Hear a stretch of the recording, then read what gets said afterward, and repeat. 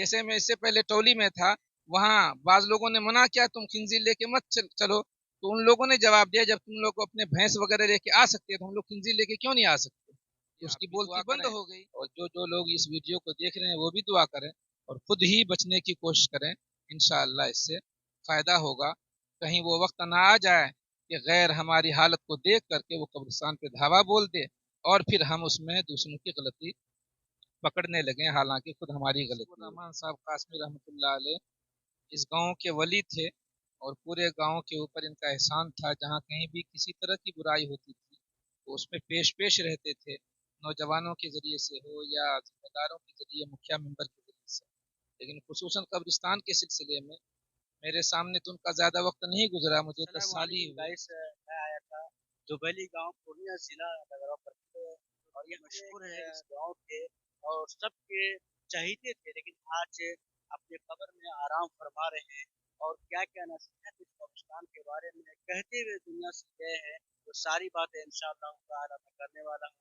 उनका नाम थोड़ा मैंने हसीबुर रहमान कासमी साहब उनके नाम थे और अभी आज दुनिया में नहीं है, अपनी कब्र में आराम फरमा रहे हैं। उनकी बात कुछ मैं ताज़ा करने के लिए हमारे साथ अभी इस वक्त मुफ्ती शम्स तबरेज़ साहब हमारे सामने हैं जो कासमी, इनसे कुछ इन बुजुर्ग के बारे में हसीबुर रहमान साहब के बारे में कुछ बातें पूछेंगे और इसके बारे कब्रिस्तान के बारे में क्या क्या बातें बतला के गए हैं वो सारी बातें हम करते हैं।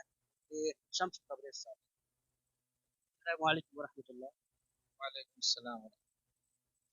सबसे पहले हमारे चैनल पर आपका बहुत बहुत स्वागत है कि आप हमारे चैनल पर आए तो अपना वक्त में से वक्त निकाले हैं। जरा हमें मौलाना हसीबुर रहमान साहब के बारे में जरा बताएं कि कब्रिस्तान को लेकर के क्या फिक्र लेके दुनिया से बोलते बोलते। हसीबुर रहमान साहब कासमी रहमतुल्लाह अलैह इस गांव के वली थे और पूरे गांव के ऊपर इनका एहसान था। जहां कहीं भी किसी तरह की बुराई होती थी तो उसमें पेश पेश रहते थे, नौजवानों के जरिए से हो या जिम्मेदारों के जरिए, मुखिया मेंबर के जरिए से।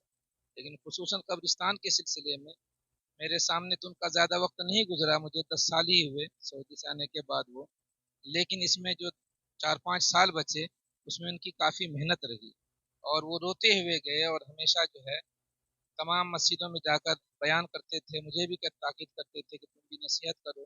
और हमने उन्हीं के मशवरे पर, उन्हीं की रहनुमाई में यहाँ लोगों को, मोहल्ले के लोगों को, आसपास के लोगों को जमा करवा करके, हजारों समझ लीजिए कई सौ बांस जमा करके और दोनों जगह गेट पर जो है काफी मजबूत दीवार बनवा दी थी।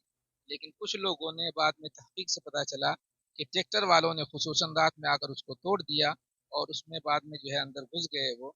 वरना 1 साल तक माशाअल्लाह इसमें ये जो अभी जो हालत आप देख रहे हैं, जो पोजीशन देख रहे हैं, काफी अमन था। इसमें लोग मवेशी नहीं चराते थे और मकई और धान वगैरह भी खेत में करते थे। तो मौलाना को हमेशा इसकी फिक्र रहती थी और वो हमेशा रोते हुए इस दुनिया से चले गए। हमने उनकी जनाजे की नमाज मैंने पढ़ाई, मैंने उस मौके पर भी लोगों को याद दिलाया कि देखिए मौलाना जिस चीज़ के लिए रोते रोते चले गए, हमें इंशाअल्लाह उनकी बातों पर अमल करना है। लेकिन फिर आज ये मंजर देखने में मिल रहा है कि लोग मानने के लिए तैयार नहीं हैं। हमारे इसमें सभी लोग शरीक हैं, चाहे वो हमारे नमाजी भाई हों, चाहे दावत के साथी हों, चाहे हाफिज आलिम वगैरह हों। इसलिए कि जिनके दरवाजे पर जगह वगैरह है उनसे भी मैंने अलग अलग से मना किया, वो लोग भी करते हैं। ट्रैक्टर वालों से भी मैंने मना किया कि अगर आप ही लोगों को तलकीन करें, ताकीद करें, अगर आप लोग हिम्मत और इरादा करें तो ना आए। लेकिन उन्होंने उनका नाम लिया और उन्होंने उनका नाम लिया, इस वजह से ये बेहुरमती देखने को मिल रही है। बार बार मशवरा हुआ, बार बार समझाया गया, लेकिन लोग मानने के लिए तैयार नहीं होते हैं। तो मैंने तो इन लोगों को यही कहा, इससे पहले भी बाकायदा कुछ लोगों के नाम लिख करके मैंने उस वक्त सलाहुद्दीन मुखिया थे उनको भी फ़ोन किया था, शमशाद मुखिया थे उनको भी फ़ोन किया था और मुखिया मजहर साहब से भी कहा था कि आप आकर लोगों को नसीहत करें। शमशाद मुखिया ने तो ये बात भी कही कि आपकी शिकायत तो पहुंच जाएगी, पुलिस फौरन आ जाएगी, क्योंकि लोग कब्रिस्तान की जो चार दीवारी हुई उसकी ईंटें तोड़कर भी मक्के के ऊपर ढक करके फिर वो जाते थे तो लेते जाते थे। अभी जो पोजीशन देख रहे हैं चारों तरफ से, मुखिया मजहर साहब ने जब पहले टर्म में बने थे तब चौहद्दी की थी, अभी जो है आधी चौहद्दी भी बाकी नहीं है वो। तो मुखिया शमशाद साहब ने ये कहा कि पुलिस तो आ जाएगी लेकिन इसमें मुसलमानों की बदनामी है। उसके बाद भी हमने कई मरतबा समझाने की कोशिश की लेकिन लोग बाज नहीं आ रहे हैं। इसलिए आप भी दुआ करें اور जो लोग इस वीडियो को देख रहे हैं वो भी दुआ करें और खुद ही बचने की कोशिश करें। इंशाअल्लाह इससे फ़ायदा होगा। कहीं वो वक्त ना आ जाए कि गैर हमारी हालत को देख करके वो कब्रिस्तान पे धावा बोल दे और फिर हम उसमें दूसरों की गलती पकड़ने लगे, हालांकि खुद हमारी गलती होगी। अच्छा, मुझे बताइए कि जो लोग जानवर को, जो माल मवेशी जो लोग यहाँ पर जो चरा रहे हैं, जो पेशाब पाखाना करते हैं, तो उनके ऊपर क्या वाइदें हैं जो कि अल्लाह की तरफ से, अल्लाह के नबी की तरफ से जो डराया गया है कि ऐसे हरकत करने वाले, तो उसके बारे में आप जो वीडियोस हमारे देख रहे होंगे, अगर वो लोग हरकत करते हैं तो हो सकता है वो डर जाए आपकी बात में, नसीहत या उन लोगों को थोड़ी सी नसीहत कर। कब्र के ऊपर चलना ये हराम है, इससे मना किया गया हदीस पाक में। और ये कहा गया कि जब कब्रिस्तान दाखिल हो तो सलाम करें, अस्सलाम वालेकुम या अहलल कुबूर। और फिर इससे आगे भी दुआ है वो कि तुम आ गए और हम इंशाअल्लाह तुम्हारे पीछे आने वाले हैं। तो लोगों को इससे नसीहत हासिल करनी चाहिए। और कब्रिस्तान में आकर के कोई दुआ वगैरह पढ़ देता है वो, तो उससे मुर्दों को सवाब मिलता है, सवाब पहुंचता है वो। लेकिन लोग इन बातों को बिल्कुल भूल गए। अब पोजीशन ये है कि चाहे आदमी पाक हो या नापाक हो, औरतें पाक हो या नापाक हो, बल्कि हमने तो अपनी आंखों से देखा कि छोटे छोटे बच्चों को लेकर आ गए और बच्चों ने पेशाब पखाना कर दिया। जानवर तो पेशाब पखाना करते ही हैं। मैंने उन लोगों को भी देखा जिनके दरवाजे पर जगह काफी है, लेकिन दरवाजे पर न करने के बजाय 3 दिन का काम एक ही दिन में निपटाने के लिए वो कब्रिस्तान आ जाते हैं। इसी तरह मैंने उन लोगों को भी देखा जिनके पास जमीन खाली है, वो अपनी जमीन पर न करने के बजाय कब्रिस्तान आ जाते हैं। और मैंने इसमें बजाय रोकने के उन लोगों को पेशकदमी करते देखा जो मस्जिद भी आते हैं, दावत से भी जुड़े हुए हैं। इसलिए मैंने कहा कि आप भी दुआ करें और अल्लाह ताला उन लोगों को हिदायत दे। कब्रिस्तान में चलते वक्त भी इसका लिहाज करना ज़रूरी है कि कहाँ कब्र है, हम कब्र के ऊपर पैर न दें, बल्कि जिधर रास्ता है हम उधर चलें। आप सऊदी चले जाएंगे, वहाँ अक्सर कब्रिस्तान में ये हालत है कि दोनों तरफ कब्र है, बीच में रास्ता है, चाहे वो जन्नतुल बकी हो, चाहे जन्नतुल मुअल्ला हो, चाहे मकबरे हवा हो जद्दा में। वहाँ ये है कि दो कब्र है उत्तर दक्षिण करके, फिर एक रास्ता है, फिर दो कब्र है, फिर एक रास्ता है। लेकिन हमारे यहाँ हिंदुस्तान में और आसपास में लोग जानने के बावजूद भी अपने ही जहाँ उनके ही बाप दादा वगैरह मदफून हैं उनकी कब्र का भी लिहाज नहीं करते हैं और उसको रोन डालते हैं। तो माशाल्लाह आपने बहुत अच्छी बात बताई कि कब्र के ऊपर खड़ी नहीं होनी चाहिए। बहुत सारी बातें आपने इस वीडियो के जरिए से गाइस आपने सुना जो मुफ्ती साहब ने फरमाया, तो मेरे ख्याल से बात समझ में आ गई होगी। लेकिन एक बात और हजरत है कि जो लोग यहाँ पर कब्रिस्तान के ऊपर रहते हैं, अगर क्या उसे मौत का जर्रा बराबर कोई डर नहीं है कि हमें भी इस गड्ढे में आना है, हमें भी इसी तरह से जैसे ये लेटे हुए हैं आज, कल हमें भी इस कब्र में लेटना है, तो हमारी भी कब्र पाकीज़ हो, अच्छी हो, साफ सुथरी हो। क्या लोग चाहते ही नहीं चाहते, क्योंकि हालांकि हम भी इसी गांव से बिलोंग करते हैं, आप भी इसी गांव से हैं, और ये भी हमारे कब्रिस्तान और आपके भी हैं, बल्कि पूरा मोहल्ला का है। तो भाई सबसे ज्यादा हक किसका है, दूरी वाले का है कि पड़ोसी का है इसको देखने का? असल में सब लोग एक दूसरे का नाम लेते हैं। उनको खुद अमल करना चाहिए कि अल्लाह ताला हमें बचा दे, मैं बच जाऊं, हमारे घर वाले बच जाएं।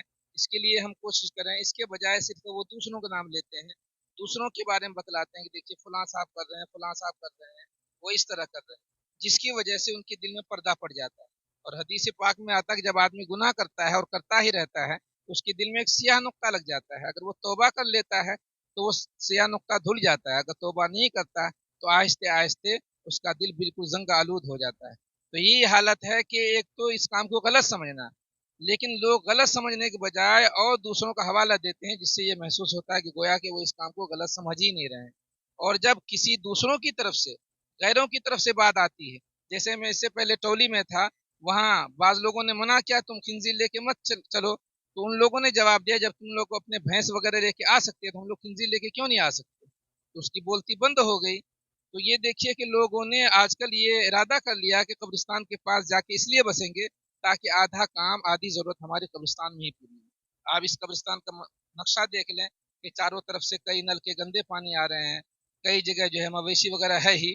लोगों ने घर बथान वगैरह भी जो है सही से नहीं बनाए हैं, बल्कि आप अगर सही से जायजा लेंगे तो मुझे जहाँ तक इल्म है इस कब्रिस्तान की जमीन भी बहुत सारी दबी हुई है।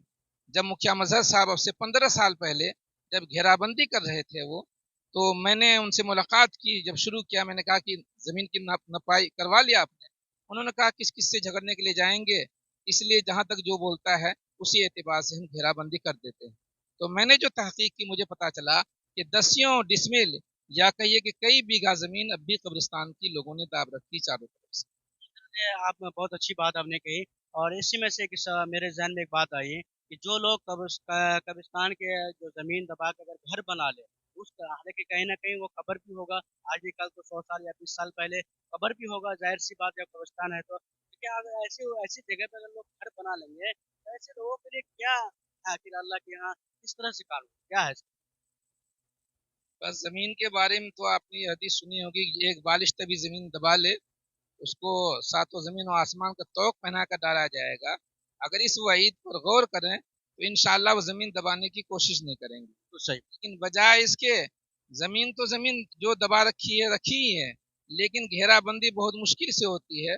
उसकी भी ईंटें बाकायदा बड़े बड़े लोग तोड़ते हैं, और मैंने अपनी नज़रों से कई लोगों के घरों में काफ़ी मिकदार में वो ईंट देखी है उस नाम से वो। तो इसलिए बस उनके लिए दुआ कर सकते हैं कि अल्लाह ताला उनको भी हिदायत दे, हमें भी हिदायत दे, और अल्लाह ताला दीन पर चलना आसान फरमाए।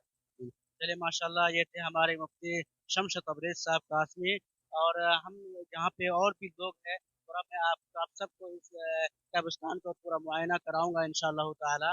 वीडियोस में बने रहें, ये 2-3 पार्ट में वीडियोस आएंगे, मुकम्मल वीडियो को देखने की कोशिश करें आप सब हजरात। आखिर हमारे हमारे कब्रगाह की जो जगह है, जो हम लोग जिसको कि कब्रिस्तान कहते हैं, कि ये जगह आगे किस तरह से है, या आपके गांव में, आपके मोहल्ले में, आपके समाज में, आपके जिले में भी इस तरह का अगर हो रही है, तो बराए करम बराए मेहरबानी आप सबसे गुजारिश है कि ऐसी जगह पे अगर गाय मवेशी या पेशाब पखाने की भरपूर तादाद में शुमार अगर गंदगी हो रही है, आप वहाँ रोकने की ज़्यादा से ज़्यादा कोशिश करें। और एक याद रखें, अगर इसका आप रुकावट करने के लिए अगर आप खड़ा हो जाएंगे तो कोई मना तो कर ही नहीं सकता कि ये काम सही है और हक का काम है। और ये कब्रिस्तान चार मान लीजिए कोई बुजुर्ग का, कोई अल्लाह वालों का कब्र होता है, कोई मवेशी डाल देता है, पेशाब पखाना करके चली जाती है।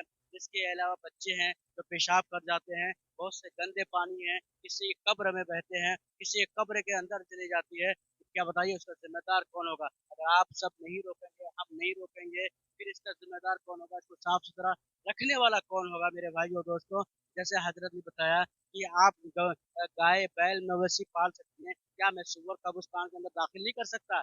हाँ कर सकता है। जब तुम्हारा गाय बैल पकाना कर सकती है तो मेरा सुअर भी कर सकता है। मेरे भाइयों, ऐसा मौका ना दे लोगों को कहने के लिए, बल्कि बहुत ही एहतियात से रहें। जब बोलता है कि जब कब्रिस्तान किसी कब्र को देखते हैं तो मौत याद आ जाती है, और मौत याद आ वो ताज़ा हो जाता है कि हमें भी इस घरे में आना है, उसकी तैयारी करना है। तो यहाँ पे बहुत सारे लोग हैं, थोड़ा उन लोगों से कुछ सवाल करते हैं इसके बारे में, फिर वीडियो में बने रहें। चलते